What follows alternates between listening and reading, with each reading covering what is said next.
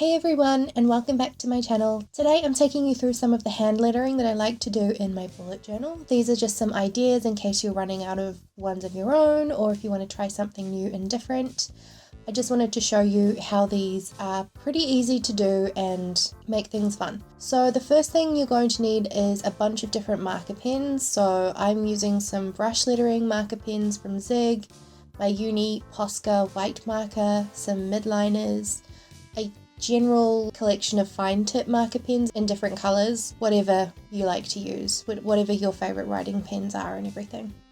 Okay, so the first thing I'm doing is taking one of my brush pens and I'm writing out the header in brush type of lettering. If you don't know how to do that, I will leave some tutorials and stuff down below.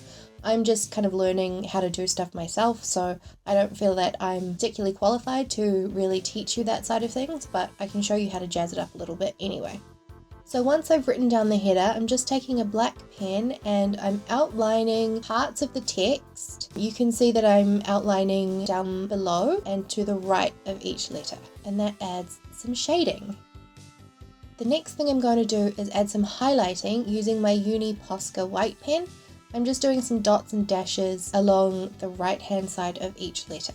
So this is the first style that you can play around with if you want, using different colors of marker pen, different colors of pens to line and highlight. You can really play around with this and make it your own. I'm taking a black brush pen. This is a new one to me, so I'm not particularly good with this pen, I apologize. But basically I am writing out the header again. And because I'm not very good with this particular pen yet, I had to go back over and tidy things up. Now this time I'm adding some more lines, but I'm leaving quite a big space between the brush lettering and the lines that I'm drawing. And I've also changed the direction that the lines are in. Instead of being below and to the right, they are sort of to the left and up. And then I'm also using the white pen again, but this time I'm adding dots instead of lines. And this just kind of decorates the letters with a bit of interest, some dots, and just mixes things up and makes it a bit different. This is another style of lettering. This is a partly bold capitals style. So parts of the letters are going to be what I like to call bold because they're sort of chunky looking, if that makes sense. And then the rest of the letter is a single line. So you could leave it like that, or you could also color it in. So I'm going to show you down below how I would color this in. So I'm just going to draw the letters again. Unfortunately, that J is a little bit skinny. Now I'm taking one of my midliner pens, this blue one, and I'm just coloring in the chunky parts of each letter. And then what I'm going to do is shade in the top half of each of the chunky parts. I'm just drawing some lines that radiate down into smaller in length lines, if that makes sense. Hopefully you can see what I'm doing. So yeah, the lines go all the way across the chunky part at the top, and then it slowly kind of funnels down into a smaller line.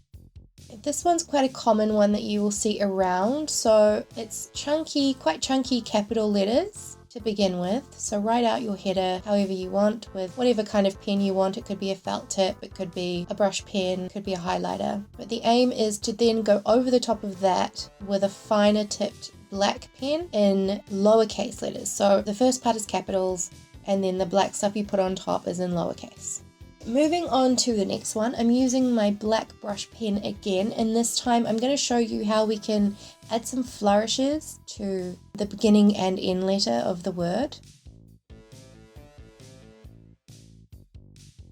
And then I'm also going to show you how you can add more lines but using a different color. So if you want to add shading or something that's a bright color. So I'm just taking this light blue fine liner and adding some shade lines in now. Underneath the yellow post-it note is a complete boo-boo that I did, so I'm just covering that up. So the next thing I want to show you is mixing up different kinds of fonts if you just want to make things a little bit more interesting for your spreads and stuff. So the first one is using a tall, skinny capital and then going underneath that with a cursive lowercase font. And then we're using a cursive brush lettering type of font with a slightly sort of chunkier sans serif.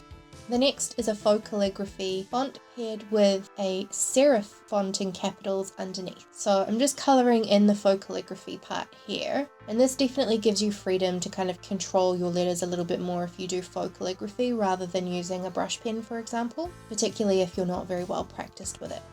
And then underneath, I'm just putting in the serif font.